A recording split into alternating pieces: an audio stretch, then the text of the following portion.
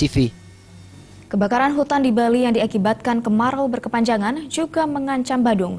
Hal ini menjadi perhatian serius Badan Penanggulangan Bencana Daerah atau BPBD Kabupaten Badung dengan memetakan daerah yang rawan kebakaran hutan.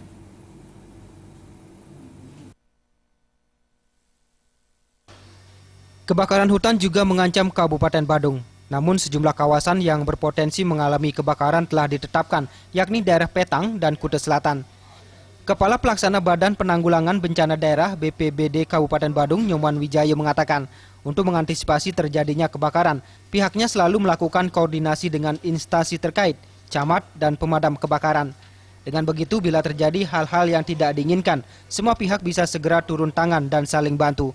Peran masyarakat sangat dibutuhkan karena kebakaran terjadi bukan saja disebabkan oleh kekeringan, tetapi juga arus pendek listrik yang disebabkan sambungan listrik dengan kabel yang tidak memenuhi standar. Samping masalah lahan kering, kekeringan begitu, jadi masih ada penyebab lain dalam hal ini adalah karena konsleting listrik, karena listrik arus pendek.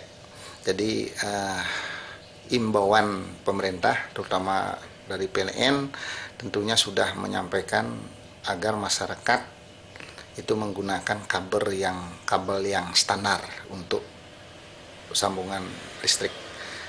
Namun rupa-rupanya ada beberapa masyarakat yang masih saja menggunakan kabel yang murah tetapi tidak aman itu. Sebab kejadian-kejadian yang sudah terjadi itu kebanyakan dari arus pendek listrik. Wijaya menghimbau masyarakat agar selalu tetap siaga dan mematuhi imbauan pemerintah.